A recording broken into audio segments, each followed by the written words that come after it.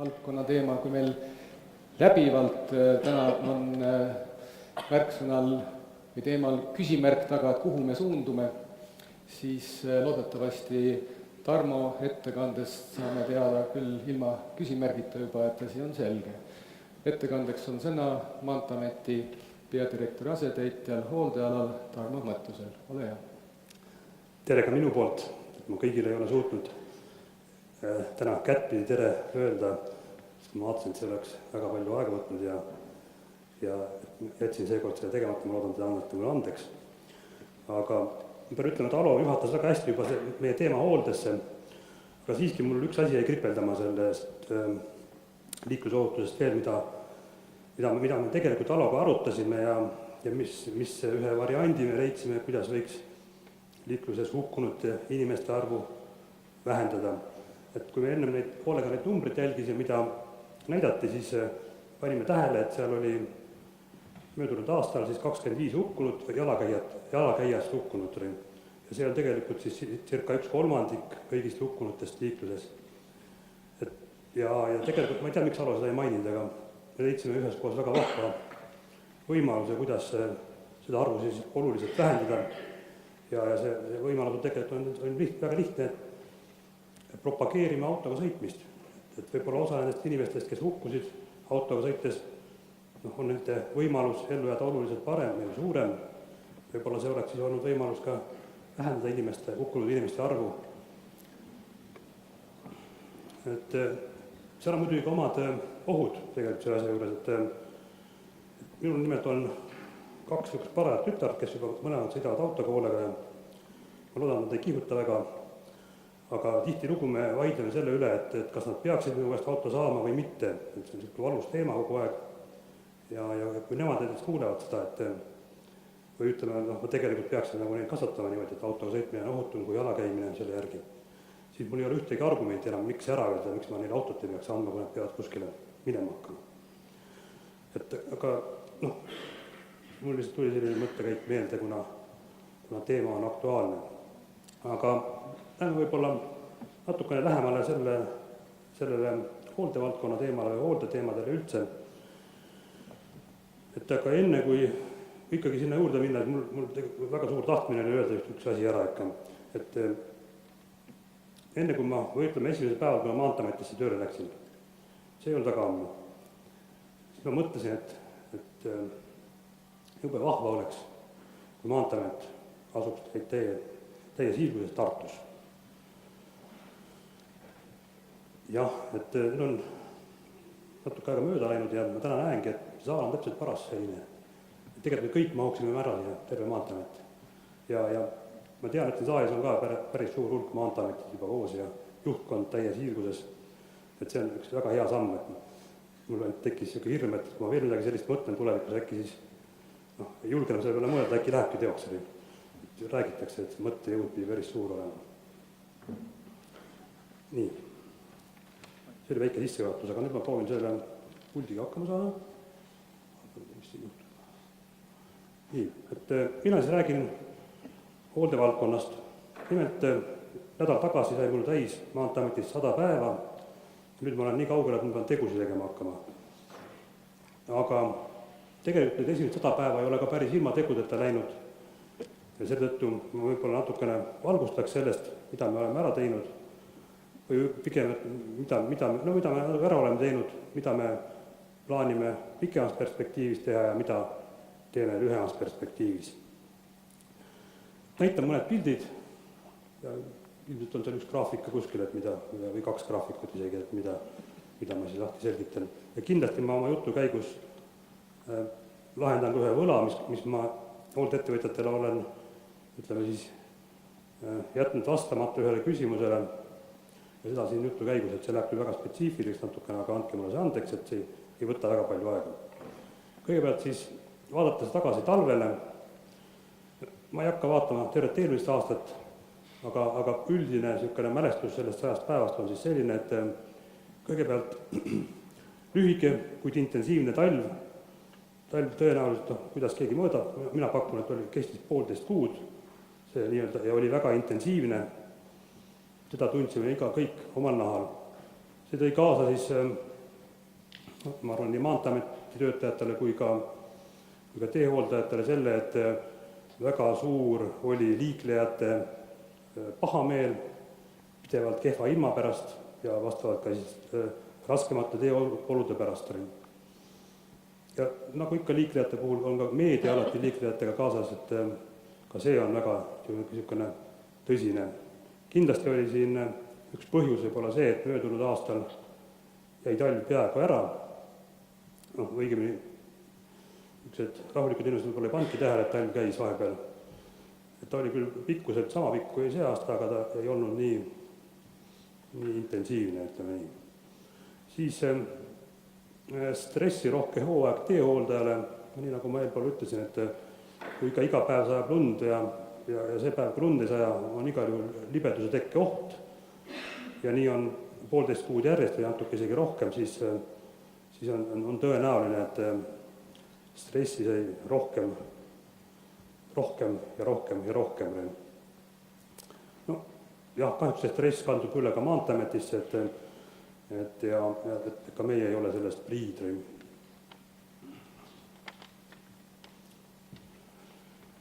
Siis väikene tagasivaade, et mis nagu ikka numbreid ka näidata oleks midagi, siin küll numbreid otseselt ei ole, aga kaudselt on. Et siis ma mõtlesin, et me võiksin ka mingisuguseid tulbakesi näidata, et arutleda siis selle üle, kui raske see talv oli. Tegelikult see tabel on ajendatud sellest, et üks ajakirjanik, see oli lausa ERR-ist minu meelest, et kes küsis siin veebruari lõpus umbes, et härrased, mis te tegite ülejäänud rahaga, see on niisugune tüüpiline küsimus, talve ju ei olnudki. Ja siis, mulle tundus, et ikkagi oli talv, ja siis ma mõtlen, ma igaks juhuks, otsin need andmed välja, mul olid abilised, ütleme siis 5 vabalt valitud maakonnast Eestis, kes siis saatsid oma andmed ja mis ma siis summeerituna tabelisse panin, siit me näeme tõesti, et möödunud talv, vaatamata oma lühikesele perioodile, on siiski, ütleme, soolakulu on olnud väga, väga kõrge ja võrreldes eelmise aastaga nagu on eriti drastiline vahe, et varasemad aastad, inimese mälu on kahjuks lühike, et varasemad aastad väga täpselt ei mäleta, mis seal selle põhjustas, aga info mõttes vähemalt on teadmine, et kerge see talv hooldajatel ei olnud.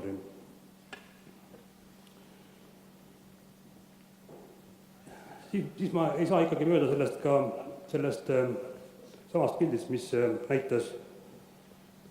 näidati just eelkõneleja juures, et tegime natuke kaugemalt, väga hull või kole ja jube ei paistaks, aga mina olen ikkagi seda meelt, et kui me oleme juba hiljaks jäänud kuhugi, siis me vähemalt peame õppima sellest, mis liikluses toimub.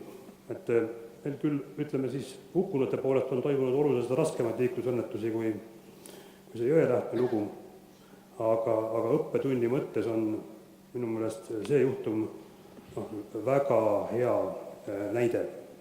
Et siin on kohe kõik valusad punktid, mis meil täna teehoolduses on tegelikult esindatud, alates sellest, et tee oli libe ja lõpetades sellega, et kuidas me oma infovahetust peaksime korraldama. Et aga täpsemalt võib-olla tuleb seal edaspidi ka meie lähema aja tegevusplaanides, mis ma ka natuke näitan, et siis räägin sellest. Et aga nüüd tuleviku juurde. Tulevikust on täna juba hulka räägitud. Ma arvan, ka hooldevaldkonna teema läheb samas suunas, mis kogu Maanteeameti teema. Eesmärk number 1 on liiklusohutus. Mina kirjutasin välja siia 3 sellist suunda, mida ma kavatsen siis hoida ja kuhu poole liikuda. Need on hästi lühikeselt kirjutatud, aga tegelikult neil on sisu on natukene suurem, et lähemale liiklejale. See tegelikult tähendab seda, et me oma võimaluste piires püüame liiklejate elu mugavamaks teha, alustades siis talvel liikumisest ja lõpetades info jõudmisega liiklejani näiteks. Ja kindlasti sinna hulka peaks kuuluma ka hoolimine liiklejast. See on ka natuke see ennetav tegevus, kuigi alati liiklejad võib-olla ei mõista seda, et me neist hoolime, vaid seisavad oma isiklike huvide eest nagu rohkem. Teine punkt on siis lähemale partnerile. Ma arvan, et see on ka väga oluline punkt, et tegelikult on juba vanasti öeldud, et koos tehes on võimalik rohkem saavutada ja see koostöö, ütleme, on asju, mida me võib-olla, ütleme, esimese korraga ei õnnestu meil nagu üksmeelt saavutada, aga on kindlasti asju, milles me saavutame ka selle ja saame sellega edasi minna. Ja kolmas punkt võib-olla puudutab sellist meie Maanteeameti sisest poolt rohkem, see on siis, sõnastasin selle hooldevaldkonna kui teeomaniku rolli tugevdamine. See tegelikult tähendab seda, et see on nagu nullvisiooniga täpselt, et me peame oma mõtteviisi selles suunas siis dresseerima või treenima, et me oskaksime võtta seisukohti tulenevalt siis esiteks siis et teed oleksid korras ja teine asi ka see, et teedel liiklemine oleks ohutu ja sinna juurde kuuluvad siis nagu igasugused tegevused, mis me maja sees plaanime lähiaegadel teha. Nüüd ma libisengi juba sellise kaasaega või tänasesse päeva ja mida ma ära tahan märkida, mul on 3 teemat, mida ma nagu tooksin välja kui põhiteemad meie tegevuses. Kuna siin saalis on ka hulk teehoolde ettevõtete esindajad, siis kindlasti on teil pärast palju küsimusi igasugused asjade kohta, mis puudutavad näiteks hooldelepinguid. Ja siin on siis ära toodud mõned punktid, olulisemad punktid, mis on muutused uutes hooldelepingutest, mis tegelikult täna me juba Eesti teedes rakendame ja tulevatest hangetest ka tuleb sisse. Et ma tõin nad lihtsalt välja, mõni on korduses, mõni on ka uus, mida me oleme ka varem teiega arutanud. Siis on libeduse tõrje teostusaegade lühendamine siis suurematel põhimaanteedel ja need suuremad põhimaanteed tegelikult on meil Tallinnast Narvani, Tallinnast Iklani ja Tallinnast Võruni. Nii loeme seda meie praeguses käsitluses. Kui te võib-olla küsite, et miks Võrust edasi ei tehta või ei minda seda teed, siis mõte on see, et tegelikult seal on liiklus ikkagi väga väike võrreldes kõigi teiste ülejäänud lõikudega, ja ma arvan, et me saame seal hakkama ka ilma neid nõudeid kehtestamata. Ja mis see libedustõrje teostusaegade lühendamine tähendab, on siis see, et me tänased 4 tunnilt viime selle 2 tunnile, endiselt on meil ikkagi lepingutes sees see punkt, et me ikkagi eeldame või ootame nendel teedel ennetavat tegevust. Siis teine oluline punkt, mida me veel rakendame, on siis niisugune värskem uudis, on tehnoloogiate kirjeldamise vähendamine. Näiteks sealhulgas saime nii kaugele, et kustutasime hooldelepingu koosseisust sellise mõiste nagu patrullsõidu kohustus. Et edaspidi me näeme seda, et teehooldaja ise valib selle meetodi, kuidas ta tuvastab siis teeseisundi, mida ta peab siis info mõttes igapäevaselt siis edastama Maanteeinfokeskusele. Ja veel võib-olla see, et teil oleks hangetes, mis kohe avatakse, või hangetes, mis kohe välja kuulutatakse, oleks võimalik siis kiiremini tutvuda dokumentidega, siis varasema 17 leheküljelise dokumendi asemel on seal nüüd 6 lehekülje lühem dokument, et sealt sai lihtsalt kustutatud siis kirjelduspunkte olulisel määral maha. Kolmas punkt võib-olla on ka sildade hoolduse lepingust välja viimine. See on selline punkt, mis tegelikult meie poolt on tehtud puhtalt sellest, et me muretseme ise sildade pärast rohkem ja me tunnetame, et seal oleks vaja nagu spetsiaalset erilähenemist sildadele. Ja viimane oluline punkt on siis, mis on ka viimasena laineid löönud päris kõvasti, on siis see küsimus, millise meetodiga maandada lepingute pikaajalisusest tulenevat riski. See on see nii-öelda see hinnaindeksi küsimus. See on nüüd see koht, mis ma võlgu olen, ja ma kavatsen siin juures kohe seda natuke selgitada. Tänaseks on meil otsus tehtud. Eile õhtul kell 5 jõudsime selleni läbi pikkade vaidluste. Ma tänan siin juures ka Asfaldiliidu esindajad, kes võtsid vaevaks oma seisukohad avaldada. Aga selle teema avamiseks ma natukene näitan ka üheksa pildi, see on võib-olla natuke liiga tillukene, aga ma selle räägin kohe juurde, et see on selline tabel, kus me näeme selle nii-öelda hinnaindeksi muutust, neid numbreid läbi kvartalite, läbi aastate, mida me kasutame täna hooldelepingu hinna korrigeerimisel. Keskmine joon, mis läbi jookseb, on siis 0 ja ülespoole joont on pluss, poole peale ja allapoole on miinus. Et aeg algab aastast 2007 seal ja lõpeb 2004 viimaste kvartalitega. Ja seal on 3 joont. On roheline joon, mis näitab siis maanteede hooldusindeksit, siis on sinine joon, mis näitab ehitushinnaindeksit ja on punane joon, mis näitab tarbijahinnaindeksit. Ja me ütleme siis nii, et kui te nüüd jooni vaatate, siis te võite ise ka aru saada, et selle rohelise joonega, mis maanteede hooldusindeksit näitab, on mingi arusaamatu asi juhtunud. Võib-olla te ütlete, ei ole arusaamatu, minu jaoks on arusaamatu. Ja ta on millegipärast kapanud viimased 2 kvartalit vales suunas, võrreldes teiste, vale on võib-olla halb sõna, lihtsalt sõitnud teises suunas, kui ülejäänud indeksid seda näitavad ja käsitlevad. Ja siit tegelikult on tulnud ka Maanteeameti mure või ütleme siis kõhklus või kahtlus maanteede hooldeинdeksi osas, et me täna veel ei tea, mis seisus tuleb järgmine kvartal, võib-olla ta muutub. Aga põhimõtteliselt selle baasilt ja ütleme ka muude punktide baasilt me tegime siis järgmise valiku. Meie valik on edasi minna tarbijahinnaindeksiga ja miks me seda teeme, on siin ka punktidena ära toodud. Et kõigepealt vaatasime seda eelmist graafikut ja siis tegime omad järeldused. Et esiteks, tarbijahinnaindeksi eelis on see, et teda on pikaajaliselt kasutatud. Tema andmeesitajate baas või ütleme tegelikult ei ole tegemist andmeesitamisega, vaid sealt korjatakse hindasid. Ütleme, aga neid korjatakse nii palju, et seal ei ole võimalik, et need hinnakujundajad mõjutavad tarbijahinnaindeksit. Mida tarbijahinnaindeks tegelikult näitab? Ta näitab hetke turusituatsiooni, aga siin ei saa vaadata, et kas mingi konkreetne turg, kas ehitusturg või mingi energiaturg. Ta pigem peegeldab keskmist turgu.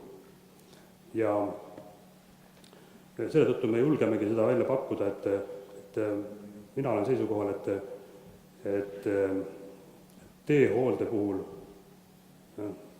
kui me räägime kuludest, siis see väga palju ei erine sellest, mis tarbijahinnaindeks pikas perspektiivis välja annab. Ja mis võib-olla ka oluline on, et tulevikus väheneb nii Statistikaameti kui ka andmeesitajate kulud vähenevad. Statistikaameti ei pea tegelema enam võib-olla mõne aasta pärast selle indeksi andmete kogumisega. Ja teine asi on see, et ka ettevõtted, kes neid andmed esitavad, ei pea iga kuu täitma seda ühte lehte, mille täitmiseks väidetavalt kulub 40 minutit iga kuu. Et on tegelikult päris kaalukas argument. Võib-olla ma tunnustan midagi ütlemata, aga igal mõte on see, et tuleb tarbijahinnaindeks ja siit läheks edasi järgmiste punktide juurde. Et ma ei tea, või soovite kohe küsida selle teema kohta, et enne kui meelest ära läheb? Et seda on võimalik ka pärast küsida, kui koguda.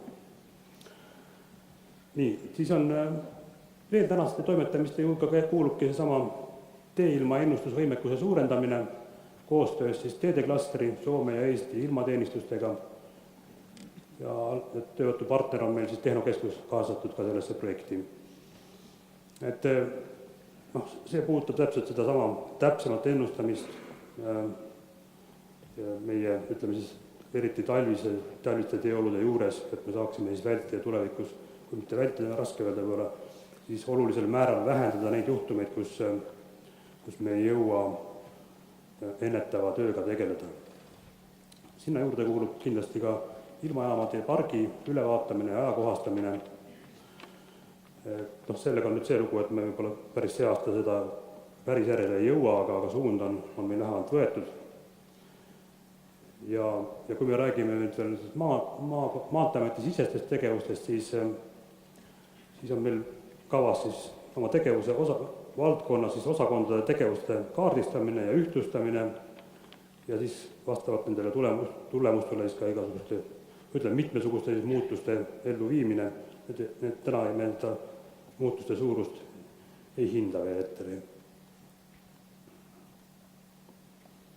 Kokkuvõte ongi siin, et arvestame liiklejate vajadustega, see võib-olla oleks selline lihtne lause, muidugi oma võimaluste piires, me täna teame, et ega meie eelarvet suurendada tõenäoliselt lootust ei ole. Siis teine punkt on, et oleme valmis koostööks igal tasandil, kellel mõni hea idee on, kui teeme koos, viime koos ellu, et kas oli sama näide, et teedeklaster hakkas vedama ju seda eelmist uuringut ja sisuliselt ikkagi koos sellega edasi üritada minna. Ja minu poolt on sellega kõik.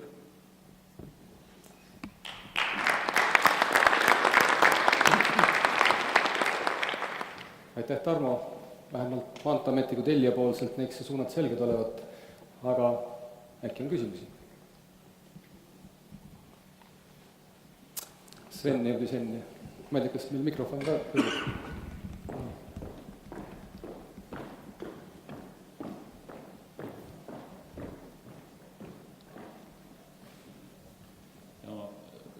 Igaks juhuks küsin selle täpsustuse üle, et ma võtsin huvi pärast lahti Wikipeedia, kus on kirjas, et tarbijahinna indeks on indeks, mis iseloomustab tarbekaupade ja tasuliste teenuste hindade muutust.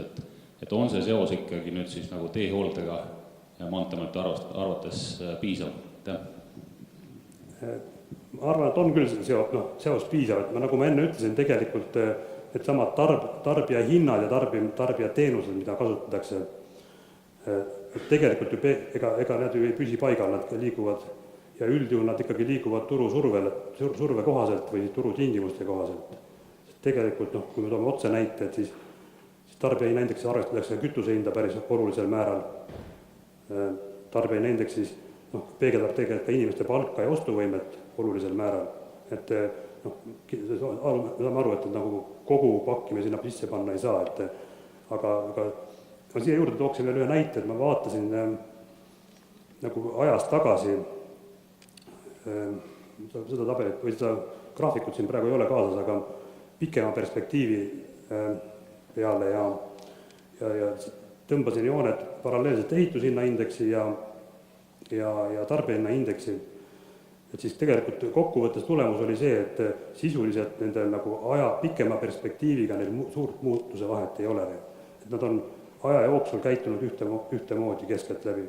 Ainuke vahe on võib-olla see, et ütleme, kitsamal erialal või kitsamas valdkonnas on see, et kõikumised võib-olla natukene suuremad ja paista torkavad võib-olla natuke rohkem silma. Aga ma julgen uskuda, et teehooldus ei ole nii ütleme siis, tundlik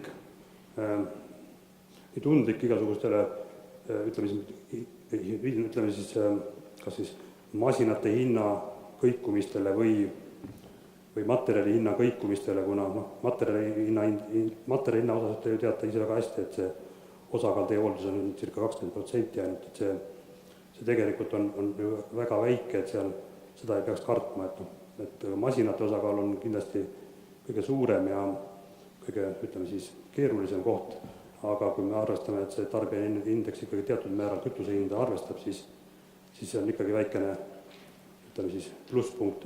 Selge on see, et ega meil 100% indeksit ei saa kunagi olema ega tulema, ma arvan. Selles mõttes, millele me lõpuni saame kindlad olla, sest nagu me vaatasime sealt graafikult ka, et kust tulevad niisugused näitajad, nagu mina julgen väita, et tegelikult kui ütleme siis teede ehituses ja teehoolduses tegevad, et te teate, et tegelikult sellist tõusu ei oleks pidanud olema viimasel kvartalil. Et ära hoida tulevikus selliseid jamasid, siis ma arvan, et mõistlik on sellest loobuda. Aitäh! Olles natukenegi kursis selle teemaga ka, siis Tarmal unus võib-olla ütlemata see, et iseenesest tegemist oli siiski ka kompromissiga olukorras, kus laual oli variant, et üldse mitte mingeid indeksid rakendada. Aga võtaksime järgmise küsimuse. Jah, palun mikrofoni sinna.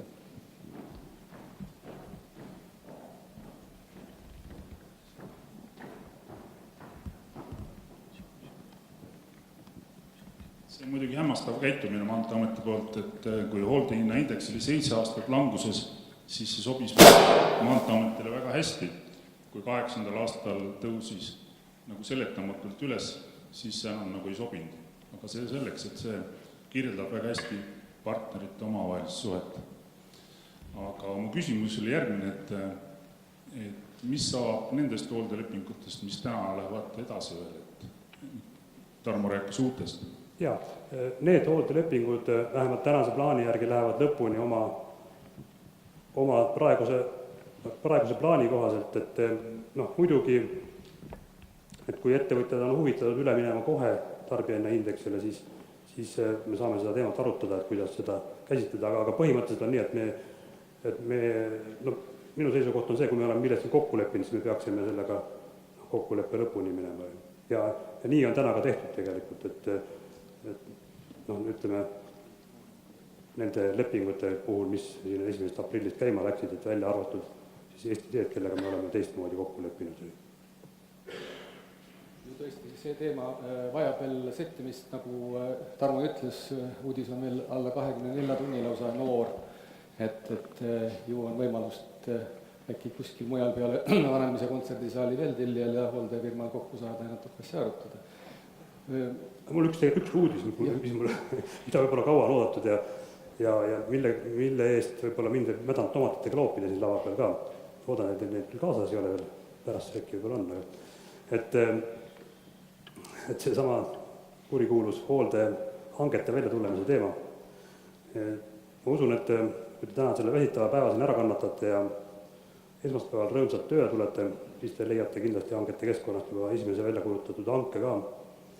Et see on nagu selline positiivne uudis, et ja kui tahate kedagi veel näpuga näidata, et miks see nii kaua venis, siis minu pärast venis, et mul on niisugune rumal komme natuke asju liiga kaua kaaluda teinekord, aga nüüd on see, ütleme siis nii-öelda tulemus käes ja järjest need hanked välja tulema hakkavad ja selline on meie praegune kava, et vabandust. Kui on äkki üks kiire küsimus, mis ei puuduta nüüd hooldeindeksit, et siis äkki teeks selle ka ära, kui on. Ja palun mõtled.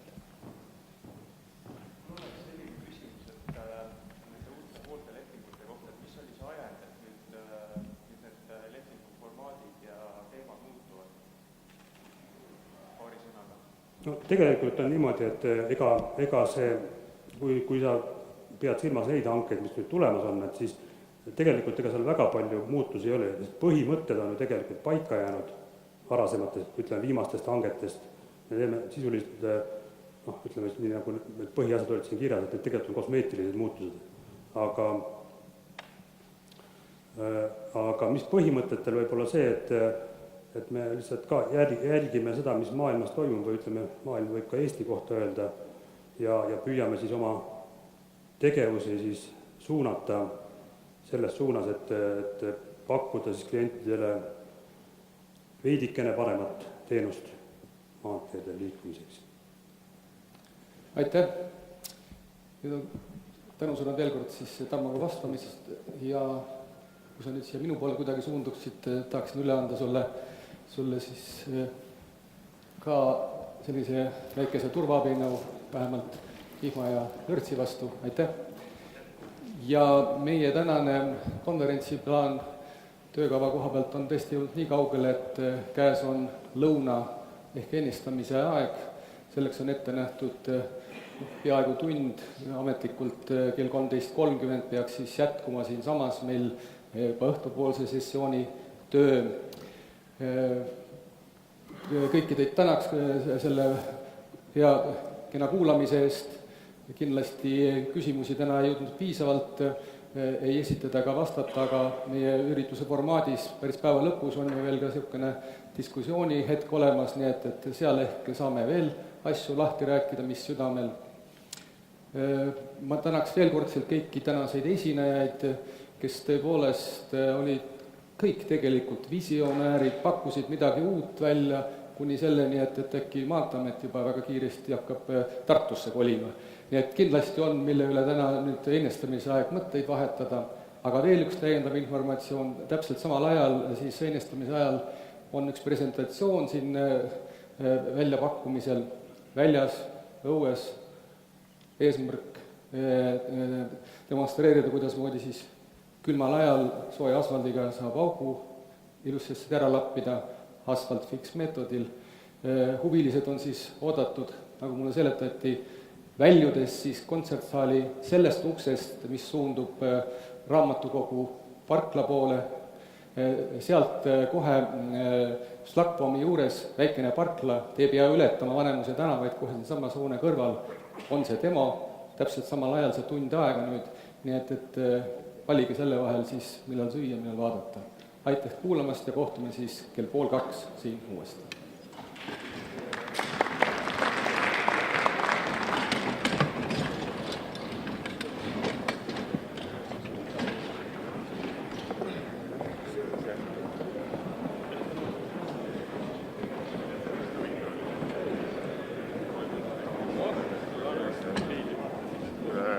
Põnev, väga põnev. Väga põnev.